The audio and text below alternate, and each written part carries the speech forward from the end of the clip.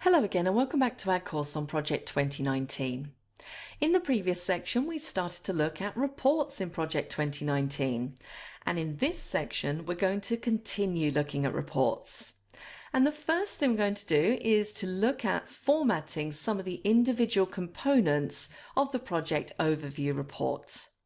Now, as I mentioned at the beginning of the previous section, I'm going to show you some general principles here, and you can pretty much apply these principles to all of the standard reports, all of the customized reports, so on and so forth.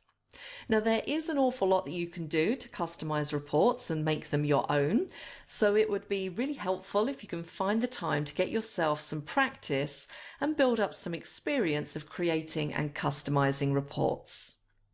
So first of all, let's look at the title here, Project Overview. Now, if I click within that, it will select the individual component, which is actually a text box. And when I've clicked in there, you'll see that the Drawing Tools Format tab has now become available on the ribbon. Now, once I select that Format tab, you can see the range of formatting options that are available to me. So I can do things like change the shape styles, word art, I can do text fill, shape fill, and so on. So I can format that heading in pretty much any way I want. The other thing that I can do is that if I click in here, I can just change that text if I want to. So what I'm going to do is I'm going to change this to Wedding Project.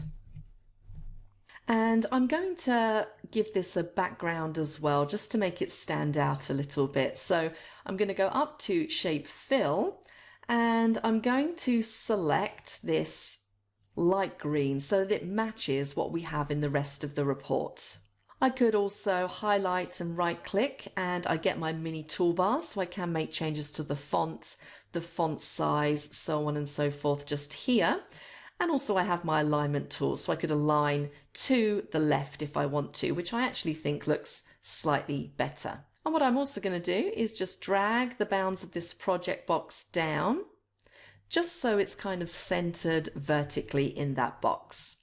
So lots of different changes that you can make there. Let's now look at this table underneath. So I'm going to click on the table, and again, you'll see I get a Table Tools contextual ribbon with the Design and Layout sub-ribbon. So what I'm going to do is I'm going to actually change this table style. So you can see here in the drop down, I have lots of different styles that I could select. So I could go for something completely different like that, or if I wanted to stay within the same kind of green family, I could possibly choose something that looks like that. So I actually think that looks quite nice. We will stick with that.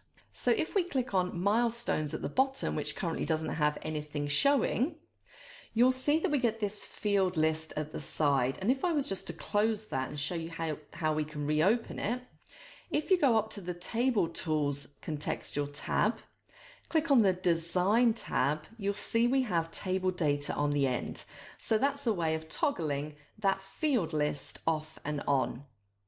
And from there, what we can do is we can customize the table that we're currently clicked on, or the object, should I say, in the report that we're currently clicked on. So at the moment, I have a filter applied to this that says milestones due this month. Now, this is clearly telling me that according to my Gantt chart that I don't currently have any milestones that are due this month. So let's change this filter and change it to all milestones. And you can see now if I scroll down, I now have a table that's full of all the milestones that we have marked in the project. I can choose to group them. So currently I have no group, but I could choose a group there if I wanted to. And I also can choose an outline level. So currently it's set to all subtasks, but I could choose just to show level 1, and you'll see that item updates. Or maybe I'll choose level 2, or maybe I want to put it back to all subtasks. Now remember, everything that I'm doing here, all the customizations and filtering, only applies to the object that I'm currently clicked on. So in this case, this milestones table. So that's how you can customize data in this particular table. And you could in fact practice this on this late task table just here. So maybe you might want to take away one or two of those columns, or maybe put in one or two extra ones. Or even back here on this percentage complete table, you might want to make some adjustments using the field list pane as well. So a couple of additional points to make here. One of them is that given the field list on the right, at any time if you want to move it out of the way, obviously as we saw, you can just close it by clicking on the cross and then reopen it again by clicking on the table data button.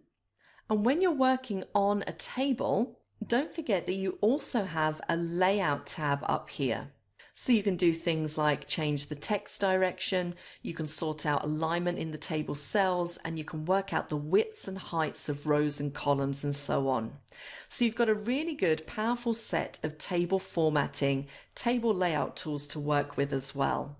So finally, let's look at one other type of object that we have here, and that's the chart. And I can still see the field list, which I am going to drag out and make a little bit wider. And I can also see what's actually shown on my chart. So you can see here we've got percentage complete ticked, and you can see that we have that on our chart. And if I go down, you can see that we also have actual work ticked, which is also showing on my chart. So if I want to switch this up and change what I'm seeing, it's just a matter of going into the field list and selecting the fields that you'd like to see. So if I untick actual work, you'll see how that changes the chart. So hopefully you get the idea based on that. Now what I have here is a very simple column chart. It's not too exciting, not particularly interesting. So I'm going to do a little bit of work on how it looks. So I'm jumping up to Chart Tools, and I've got my Design and Format tabs here. So on the Design tab, let's go for something a little bit prettier. So what's this one here? Style 7. Okay, so that looks pretty nice. Now some other formatting that I can do up here is I can click on the Design tab and I can go to Add Chart Element, and I can add any of these elements of the chart. And if you've used charts in other applications like Excel, these are exactly the same options. So maybe I decide that I don't like the legend being where it is. I could go down to Legend, and I have the choice of removing the legend entirely, placing it on the right, the top, the left, or at the bottom where it currently is. So I'm going to switch that to the top. So very simple to make quick changes like that. I could also go back to Add Chart Element, and I could say I want some axis titles. So if I click on Primary Horizontal, you'll see I now get a text box where I can add in my axis title. So this might be something like tasks. And then let's keep things consistent. Let's go back to Add Chart Element, Axis Titles, and do vertical. And this appears kind of on its side, which makes it a little bit strange when you're trying to type, but this might be percentage. That will do fine. So hopefully from that you get the idea of how you can format different elements of that chart.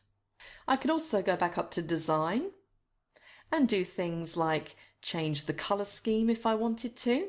And from the Format tab, I can start to change individual elements. So maybe I decide that I don't particularly like these orange bars. They clash a bit with the yellow that we have down here.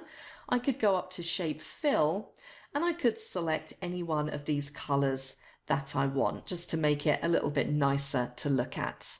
So having shown you quite a bit there about how to format reports, let's go back to reports again.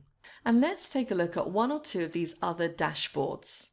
Now with many of these, for instance the cost overview, the way they've been set up is hopefully in a way that will appeal to most people. But of course you know how to customize that if you need to. So cost overview gives you a cost figure, a remaining cost, and a percentage complete. Now, of course, with the wedding project, what's happened so far is that it hasn't involved directly spending any money. So although the project is marked as 14% complete, we've still got all of the remaining costs to incur. But you should be able to see with how we come up with those figures there in the cost status table. You can also see charts, and this one up here shows us the progress versus the cost. and then the one below, the cost status.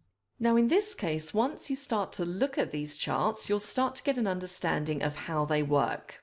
And you'll see that the blue line, generally way above the orange line, indicates that work tends to be ahead of cost.